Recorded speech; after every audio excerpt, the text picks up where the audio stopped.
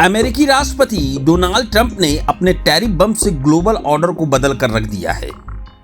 दुनिया के कई देश अमेरिकी टैरिफ के संभावित असर को लेकर पहले से ही घबराए हुए हैं। ऐसे में अब उनकी नजर अमेरिका से इतर चीन, रूस और भारत जैसे दुनिया के अन्य आर्थिक शक्तियों पर है। ऐसा ही कुछ डर ईरान को भी महसूस हो रहा है, जो अब भारत के साथ व्यापारिक संबंधों को और मजबूत करने की वकालत कर रहा है। रेसिप्रोकल टैरिफ के हंटर से परेशान ईरान के supreme leader Ayatollah Ali Khamenei ने अब भारत, चीन और रूस जैसी आर्थिक शक्तियों के साथ व्यापार संबंधों को विस्तार देने की बात कही है। खामेनेई ने कहा है कि ईरान को एशिया के आर्थिक केंद्र वाले देशों के साथ व्यापारिक संबंध बढ़ाने चाहिए और पड़ोसी देशों को इसमें प्राथमिकता देनी चाहिए। सुप्रीम लीडर खामेनेई का यह बयान अमेरिकी राष्ट्रपति डोनाल्ड ट्रंप की ओर से टैरिफ के ऐलान के कुछ दिनों बाद आया। हालांकि ट्रंप ने फिलहाल इन टैरिफ को 90 दिन के लिए टालने का फैसला किया है। जानकारी के मुताबिक जल्द ही ईरान के विदेश मंत्री अब्बास अरागची भारत का दौरा करने वाले हैं।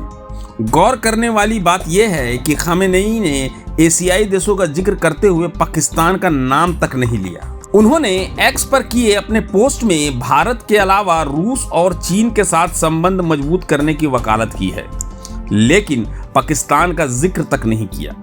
आतंकी गतिविधियों की वजह से पाकिस्तान के साथ पहले ही ईरान के संबंध उतार चढ़ाव भरे रहे हैं। हाल के दिनों में ईरान में 8 पाकिस्तानी नागरिक भी मारे गए थे। दूसरी तरफ भारत ईरान का चाबहार पोर्ट तैयार कर रहा है और दोनों देशों के बीच बेहतर कारोबारी संबंध हैं।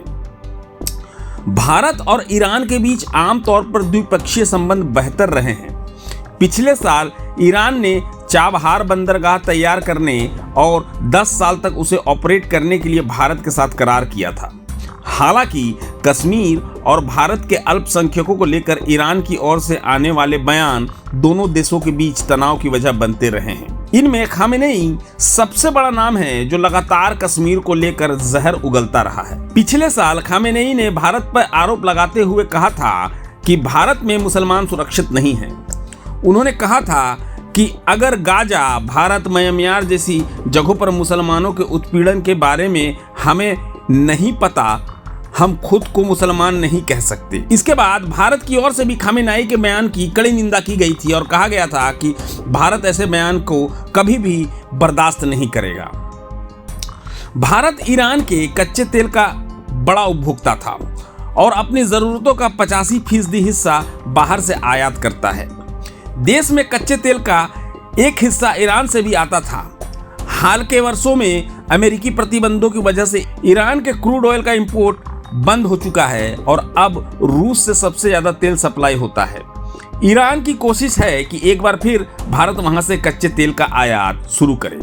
अगर आंकड़ों पर नजर डालें तो वित्तीय वर्ष 2014-15 के दौरान भारत ईरान व्यापार 13.13 अरब डॉलर का था, जिसमें 8.95 अरब डॉलर का भारतीय आयात था और इसमें 4 अरब डॉलर से ज्यादा का तो कच्चे तेल का आयात था। लेकिन 2019-20 में ईरान के साथ भारत के व्यापार में काफी गिरावट देखने को मिली। मुख्य रूप से क्रूड ऑयल का आयात 2018-19 में 13.53 अरब डॉलर की तुलना में कम होकर महज 1.4 अरब डॉलर रह गया था। भारत कच्चे तेल के अलावा ईरान से बाकी सामान भी इंपोर्ट करता था, जिनमें सूखे मेवे, केमिकल और कांच के बर्तन शामिल हैं। वहीं भारत की ओर से ईरान को बासमती चावल की बड़ी खेप सप्लाई होती थी। बासमती चावल के अलावा भारत ईरान को चाय, कॉफी और चीनी भी निर्यात करता था। हालांकि अब इन सामानों के व्यापार भी लगभग ठप हो चुके हैं। यही वजह है कि ईरान फिर से भारत के साथ ट्रेड रिलेशनशिप को मजबूत करने की कोशिश में जुटा है।